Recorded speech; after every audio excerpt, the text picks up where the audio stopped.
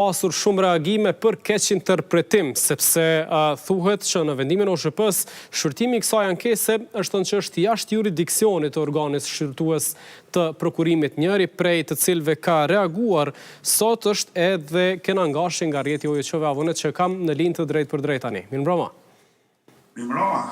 A është keq interpretim i Ramës, apo thjesht është vendim në anën e interesit publik, ashtu siç e shkroi edhe ai në Facebook? Natyrisht, zoti Rama ka mashtruar opinionin publik dhe të njëjtën kohë parimisht se praktikisht në vendimi i OSHP-s vetëm ka konstatuar një drejt që ai sepse nuk e ka klasifikuar vetën dhe ka konstatuar që përjashton vetin nga kjo procedurë që fatkeqësisht OSHP-ja nuk duhet të veprojë një çështje të tillë, por manipulimet e tilla i ka shfrytzuar zoti Rama duke bërë një postim duke thirrur. Pavarësisht vendimit të OSHP-s, komuna e Prishtinës duhet të respektojë ligjin e prokurimit publik dhe natyrisht duhet të marrë parasysh zbatueshmërinë e ligjit.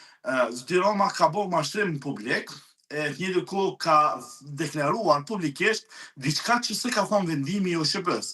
Për mua është shqetësuese si një monitorues, si një hulumtues i institucionit që zoti Rama manipulon me publikun duke u thënë që jep drejt. Po çka ka thënë Rama në këtë rast që s'e ka thënë OSHP-ja? Sepse Rama ka thonë që i jepet e drejta, nuk i jepet e drejta me fillu një procedurë prokurimit pavarësisht se çfarë vendimi ka nxjerrë.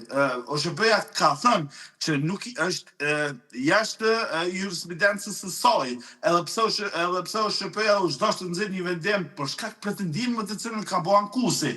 Por Ramës nuk i ka dhënë të drejtë që me nxjerr apo me nënshkru kontrata me ndonjë operator ekonomik edhe mos me respektu ligjin e prokurimit, konkretisht në 9 të ligjit të prokurimit. Kështu që zoti Rama, pa ndjekur procedurat dhe pa ndjekur të gjitha aspektet ligjore, nuk i ka dhënë, nuk i ka lejuar ose nuk i ka thënë ky vendim një konstatim të tillë, sepse Rama ka thënë që ne mund të zhvillojmë një procedurë të lidhur me kontrata, por ashtu në vendim nuk shkruan. Dhe a duhet ndjekur tash procedura tjera? Kush janë institucionet që do të mund të merrnin vendim në jurisdiksion të vetin? Absolut.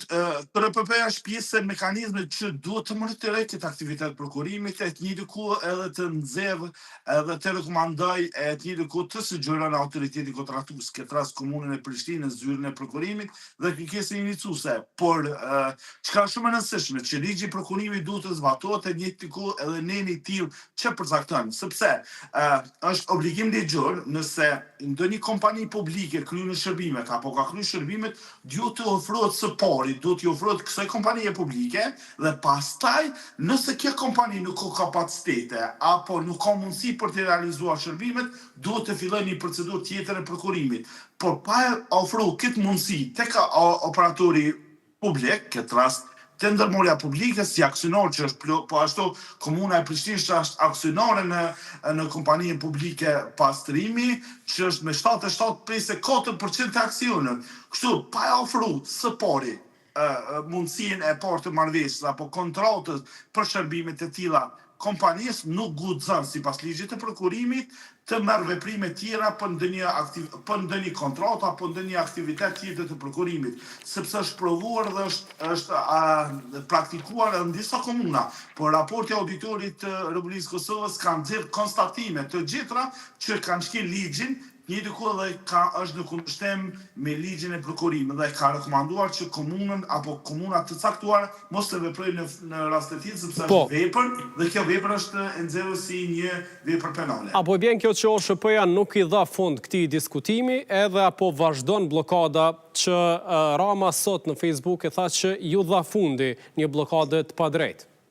Rama është duke bërë lojë politike e të njëjtën kohë duke abuzuar me pozitën e tij sepse ai ka për obligim të zbaton ligjin si zyrtar kryesor administrativ, por nuk duhet të luajë me një lojë politike duke pasi note, duke mos e respektuar ligjin. Dhe për mua si monitorues dhe si hulumtues i shoqërisë civile duhet ta ketë parasysh. OSHP-ja nuk ka vepruar drejt, ka ikë nga përgjegjësia.